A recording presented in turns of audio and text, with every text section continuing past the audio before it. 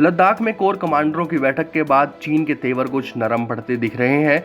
चीनी सरकार के मुखपत्र ग्लोबल टाइम्स ने दावा किया है कि दोनों पक्ष चरणबद्ध तरीके से सेना हटाने पर सहमत हुए हैं। ग्लोबल टाइम्स अखबार के मुताबिक दोनों ही पक्ष मौजूदा सीमा वार्ता की प्रक्रिया, समझौतों का पालन और ऐतिहासिक तथ्यों के सम्मान करने पर राजी भी हुए हैं। रिपोर्ट्स में यह दावा किया गया है कि भारत और चीन फिलहाल गलवान घाटी और गोगरा हॉट स्प्रिंग पर सेनाओं के प्रामाणिक ढंग से पीछे हटाने को राजी हुए हैं। हालांकि पैंगोंग त्सो झील को लेकर कोई कामयाबी नहीं मिली है, लेकिन दोनों देशों में इस इलाके को लेकर जो टकराव है उस पर अभी कोई स्थिति साफ नहीं दिख रही।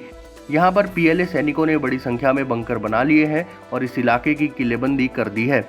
उसके सैनिकों ने फिंगर 4 से 8 तक अपना कब्जा जमाने के बाद यहाँ सबसे ऊंची चोटी पर अपना कब्जा जमाया हुआ है। पॉपुलर ऐप टिकटॉक बैन होने से इसकी पेरेंट कंपनी को अरबों डॉलर का नुकसान हो सकता है।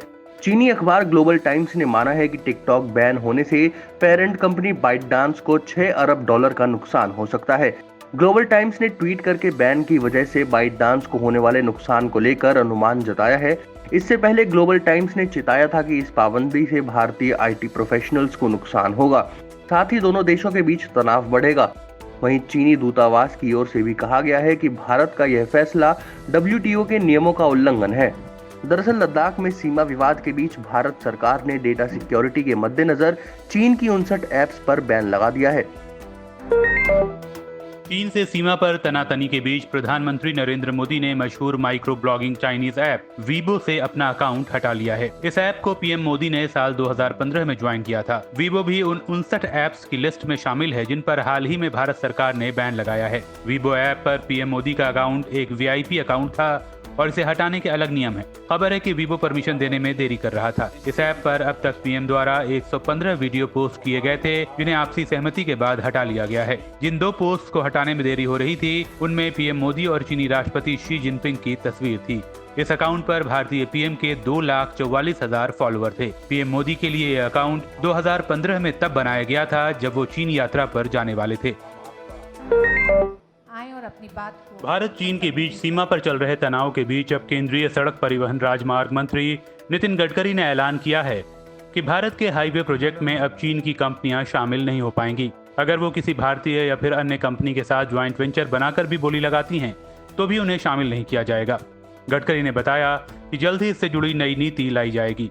गडकरी ने यह भी कहा कि सरकार ये सुनिश्चित करेगी कि चीनी निवेशकों को सूक्ष्म, लघु और मध्यम उद्यमों जैसे विभिन्न क्षेत्रों में भी निवेश से रोका जाए। विभाग के सचिव राजू रंजन जी। चीनी संसद की ओर से हाल ही में हांगकांग को लेकर पारित राष्ट्रीय सुरक्षा कानून को लेकर ब्रिटेन ने भी आक्रामक रुख अपना लिया है। अब ब्रिटेन ने हांगकांग के लोगों को शर्तों के साथ ब्रिटिश नागरिकता देने का फैसला किया है। ब्रिटेन के प्रधानमंत्री बोरिस जॉनसन ने इसकी पुष्टि की है। बुधवार को ब्रिटिश संसद के निचले सदन हाउस ऑफ कॉमन्स में प्रश्नकाल के दौरान बोरिस जॉनसन ने कहा कि चीन का नया राष्ट्रीय सुरक्षा कानून क्षेत्र के अधिकारों और स्वतंत्रता पर खतरा है और ये हांगकांग के मौलिक कानूनों के विपरीत है। चीन ने चीन ब्रिटेन समझौते का स्पष्ट और गंभीर रूप से उल्लंघन किया है, जिसके तहत हांगकांग को चीनी प्रशासन को सौंपा गया था। देश में कोरोना के कहर के लिहाज से जून का महीना सबसे खतरनाक रहा है। 1 जून को देश में जहां कोरोना के कुल 1,98,731 मामले थे, वहीं 1 जुलाई को यह संख्या बढ़कर 5,87,065 तक पहुंच चुकी है। मतलब सिर्फ जून महीने में 3,88,334 नए कोरोना केस दर्ज किए गए। अगर इसे प्रति मिनट के लिहाज से देखें तो जून महीने में हर मिनट 8.98 कोरोना केस दर्ज हुए। मौतों के मामले में भी जून खतरनाक रहा। 1 जून को कुल मौतों की संख्या 5,606 थी, जो 1 जुलाई को बढ़कर 17,413 पहुंच गई। यानी अकेले जून महीने में कोरोना से 11,807 मौतें हुई, यानी हर 3.6 मिनट में एक मौत।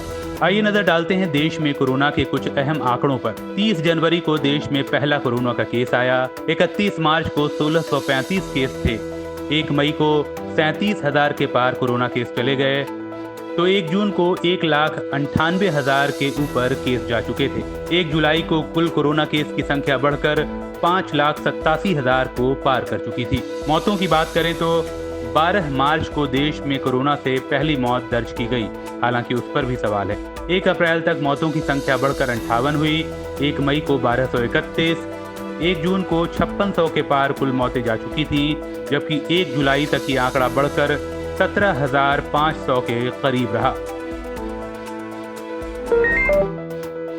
महाराष्ट्र में कोरोना की बेकाबू रफ्तार के बीच मुंबई में एक बार फिर धारा 144 लगाने का ऐलान हुआ है। ये 1 जुलाई से 15 जुलाई तक लागू रहेगी। धारा 144 के तहत कंटेनमेंट जोन पर खास तौर पर सख्ती होगी, जहां भीड़ लगाने पर पूरी मनाही होगी। सुबह 5 बजे से रात 9 बजे तक धारा 144 लागू होगी। इससे पहले महाराष्ट्र में 31 जुलाई तक लॉकडाउन को बढ़ा दिया गया। हालांकि जरूरी सेवाओं जैसे मीडिया, बैंक, IT सर्विस समेत कुछ अन्य क्षेत्रों के लोगों को इससे छूट दी गई है, लेकिन किसी तरह का सार्वजनिक कार्यक्रम करना बंद रहेगा। महाराष्ट्र में लॉकडाउन के दौरान रात 10 बजे से लेकर सुबह 5 बजे तक बाहर निकलने पर मनाही है।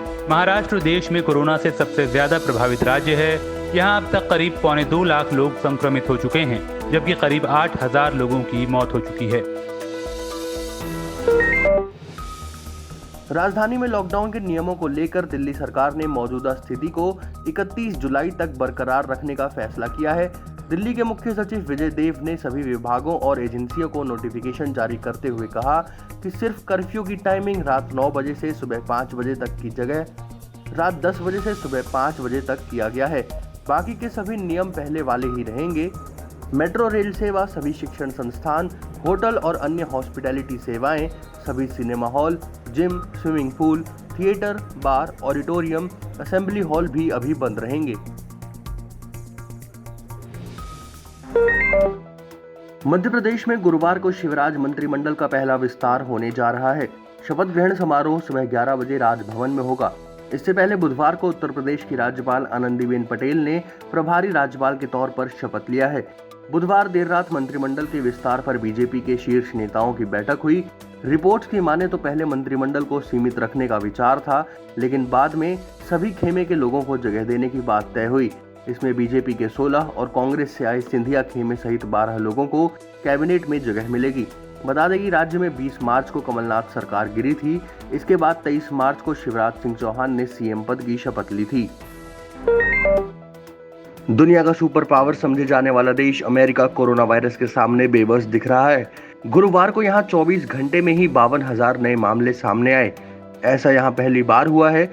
इससे पहले 24 जून को 47,000 सबसे ज्यादा मामले दर्ज किए गए थे। हालांकि यहाँ मौत के आंकड़े सुधर रहे हैं।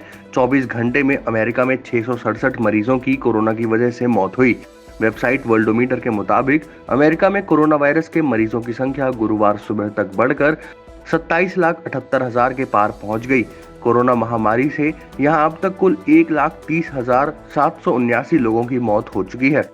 हालांकि 11,59,000 लोग ठीक भी हुए हैं, जो कुल संक्रमितों का 41% है।